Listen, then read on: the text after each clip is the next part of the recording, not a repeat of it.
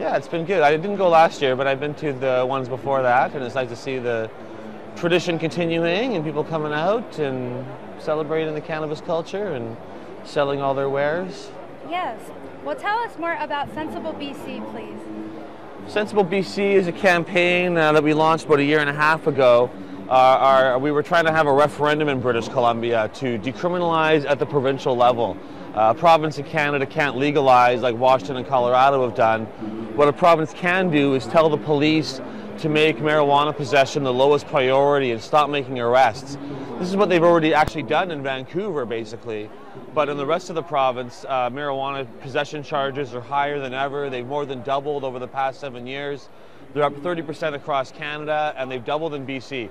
So we tried to collect signatures. We got over 200,000. Wow. It was a good That's job. awesome. That would have got us on the ballot in pretty much any American state. But in BC, our referendum system is very restrictive, and so we needed between 300,000 and 400,000 signatures to succeed. So, but we've built a good organization, so we're continuing to campaign. We're going to try again at some point, but right now we're building our strength. We're working on the municipal elections coming up, the federal elections, and trying to have an impact that way, working provincially and federally. That's awesome. What's your website for people to know? SensibleBC.ca if you want to go check it out. And volunteer with you, right? if you're in BC, pretty much anywhere in Canada you can volunteer, really. We have a lot of work you can do at home. A lot of data entry, adding people to our database, making phone calls, staying in touch with people. What about if you're a girl like me in America? Can you help? Yep, Americans can help too. We take donations from anybody in the world, certainly, so even a small amount of money helps us. And you can also volunteer from the States too if you wanted to, but most of our people are Canadians and everything, and most of our base is in BC, but ultimately what happens in one place can help others. Certainly we've been helped by what's happening in Washington and Colorado. If we were to succeed in changing things in BC, that would help Americans too, as well as helping people around the world. So, you know, being able to help in different areas, I think is quite useful. Yes.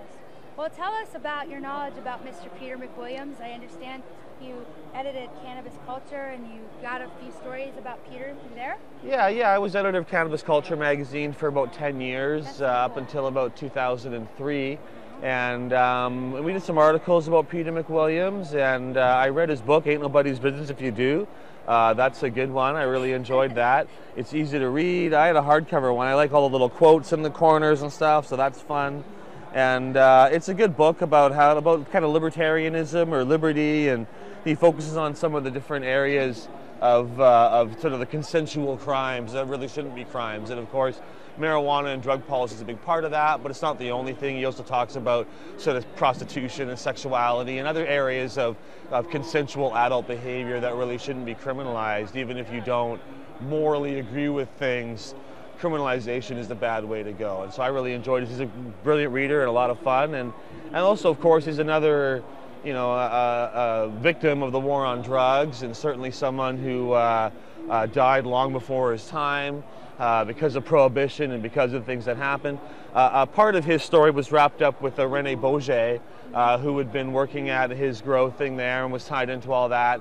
And she ended up fleeing to Canada for quite a few years, and eventually she got it sorted out and was able to go back to the States and get it resolved, and now she lives in Vancouver. But she was involved in the cannabis culture community, so that also kind of brought it all home for us as well. But yeah, I mean, there's plenty of people out there who have suffered and died needlessly because of prohibition, and Peter McWilliams is certainly one of those people.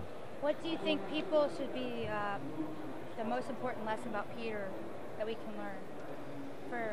Well, you should stand up for what you believe. And, you know, he was someone who faced adversity and who struggled with depression and struggled with his own kind of issues, but he was still able to bring a lot of joy and light to other people.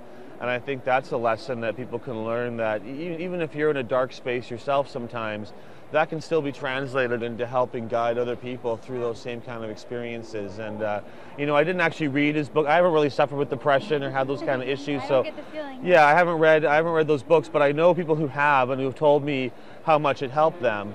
And I think that's important, and that's being able to take your own darkness and your own challenges and turn them into something that can help other people who are dealing with the same kind of. I think that's part of the lesson that people can learn maybe from Peter and what he went through and what his work accomplished. Wow, that was awesome. Well, thank you, Mr. D. Oh, my pleasure. Thanks for having me. Keep up the good work, keeping his memory alive, and You know, it's good to see you in Canada. So I'm a great fan of the Sensible Bear. This is a junior bear. I love the little shirt and everything, and the support for Sensible BC, of course. And he's one of our mascots, and I love him. So right on, Mr. Junior Bear. Good stuff. Got to be careful with him. Oh, nice. Right on. Thank you. Okay, good stuff. Yeah, thank you. Right on.